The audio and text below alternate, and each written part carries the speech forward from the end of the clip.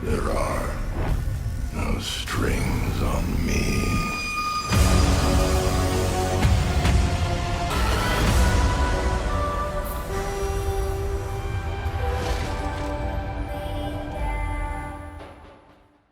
Hey, what is going on, everybody? It is your boy Carnage, your Primitive AK here, back with another video for you guys today. Today we are here with the official patch note for update 1.12 in Black Ops Cold War. We got a lot of notes in here, so stay tuned. We're gonna go through every single one of them so you guys know what to expect in this update and what type of content you'll be getting as well. So if you guys are new to the channel, make sure you guys leave a like. Appreciate you guys showing the love and support. Let's try to get 50 likes on this video. I would greatly appreciate it. Let's go ahead and jump right into these notes right away. So first things first, Season 2 for Black Ops Cold War and Warzone will be starting at exactly 9 p.m. Pacific Standard Time on the 24th and 12 a.m. Eastern Standard Time, February 25th.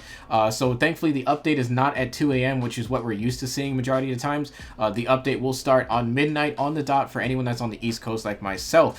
Trailer is available as well for anyone that would like to check it out. On top of that, most of which you guys already know, just to recap, we're going to be getting the new operator, Fearsome Perseus operator known as Naga, as well as the FAR 83 assault rifle and the LC-10 SMG.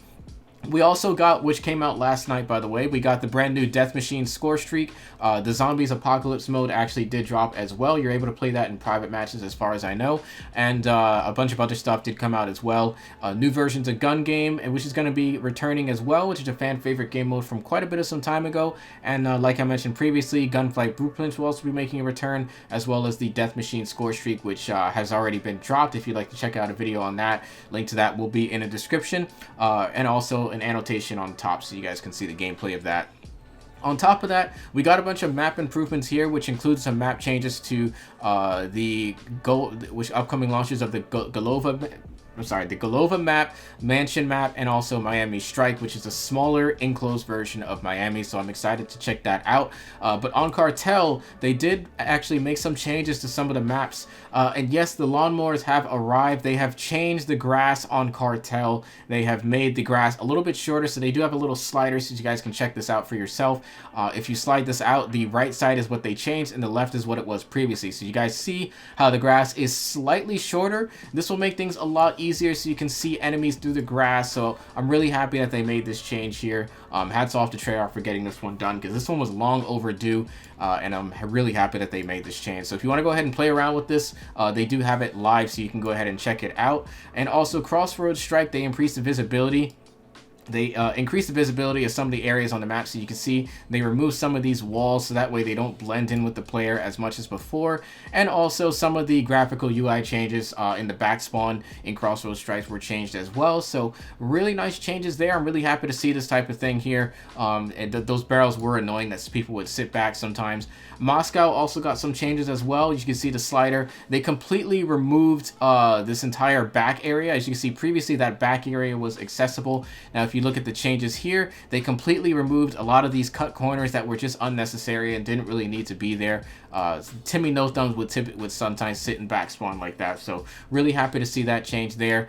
Great job Treyarch, and as you can see here, they locked down a lot of this area, removed some of these extra cars that didn't need to be there. But overall, just really good changes here, and just great job from the team as well. There's plenty more you can check out here if you want to go ahead and check it out. Link to these patch notes will be in the description as well.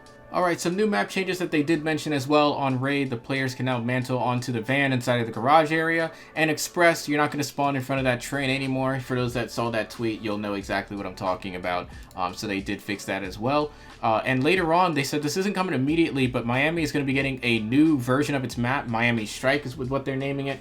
So it'll be a smaller, condensed version of Miami Strike for 6v6 mode. So I'm excited to check that out. League play, Scorestreak's got a bit of a restriction as well.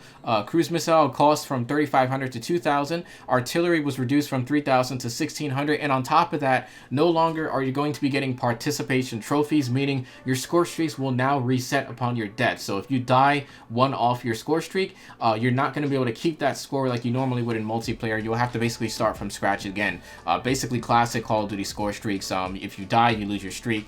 And if you stay on your streak, then you get your streaks. Pretty much that's how they're doing that. On top of that, we get those brand new Zombies Outbreak mode. For those that you've probably seen this trailer a million times already, they're going to be checking that out. So I'll be checking it out probably on stream in another time. But we don't really focus too much on zombies on this channel. So if you want to read these notes for yourself, you're more than welcome to do so. Scrolling down more, we have the brand new free access week for those that want to play multiplayer and zombies. If you do not have the game purchased, you can actually download the game yourself for free, and you're able to play these modes on the side, including zombies, outbreak, and also multiplayer. The modes you're going to be limited to are Apocalypse 24/7, Nuketown 24/7, Gun Game, Gunfight Blueprints, Team Deathmatch, Domination, 3v3 Face-Off, and a lot more. We also going to have double weapon XP and double XP starting from the 26th of February, 10 a.m. Pacific, all the way through March 1st, 10 a.m. Pacific time as well. We also have a new thing known as the Bundle Locker. This is where you're going to be able to keep track of all the bundles that you own and ones that you don't own inside of Black Ops Cold War. So you can quick equip these items at your disposal. So really nice that they're doing this one. I'm excited to check this out, and I'll be showcasing it as well when it does drop. Weapons, we have the brand new FARA 83 Assault Rifle, the LC-10 SMG, a machete melee weapon, Groza Unlock Challenge available for the Groza Assault Rifle, as well as the MAC-10 as well. Battle Pass is going to have 100 tiers. We'll be covering the Battle Pass when that does drop. Operators, the Naga, and also vehicles. We got a sedan vehicle and a light truck, which is going to be available as well. Combat record, they added the shot tracker for combat records, multiplayer weapons screen, and active action report. They added a few changes as well. Prestige levels, there's now going to be 4 new prestige levels added in season 2, prestige 8 through 11. So you're going to have new prestige levels on top of the level 1000, which will be available to you. Moving on, multiplayer, like I mentioned, we have those new map changes that we just recently went through, so we're not going to read through that. Modes is going to include Gun Game, which will be available. Progress to a set of 20 weapons, and the last being usually a knife at the end. Featured playlists at the start of the game will be Apocalypse 24/7, Gun Game, Gunfight Blueprints, Snipers Only Mosh Pit, Nuketown, and also Face Off. Scorestreak's got some changes as well. The Death Machine, which is a new score streak available at 2200 COD points. Air Patrol, which was reduced from 27 to 2400. Attack from 5,000 to 4,500, VTOL from 7,000 to 6,500, Counter Spy Plane from 12 to 1,400, and the cooldown was buffed from 60 to 90 seconds. So this one got a bit of a nerf on the counter. Care Package, address an issue with a care package marker could remain stuck if a player skipped the kill cam while it was visible. Cruise Missile, address an issue with a cruise missile could inconsistently lock on in multi-team matches. Spy Plane, address an issue where a player who previously was hidden by a jammer could remain hidden. Same goes for the Harp as well. Smoke Grenade, player vision is now degraded when inside a smoke grenade cloud, so the smoke's got an actual buff there. Trophy system, they reduce the damage that a trophy system would deal to a player. Thank the Lord, that was annoying. Max damage that a trophy system will now deal is 10, so really good change there, because trophy system would actually kill you within like 2 hits if somebody threw a grenade at you. Gas mine, players can no longer spawn in an active cloud of an activated gas mine, so good change there. They addressed some issues with the movement as well, and also small reduction to the jump height and slowdown penalty after landing from a jump.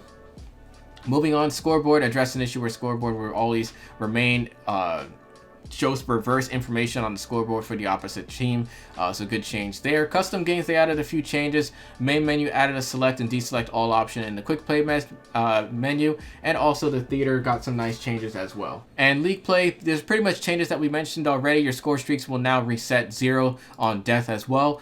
We got a bunch of zombies changes here that we're not really going to go through, but if you would like to read these, the notes to these will be in a description. Outside of that, it's just a few stability and PC changes. Unfortunately, there is no weapon balancing patch in this one.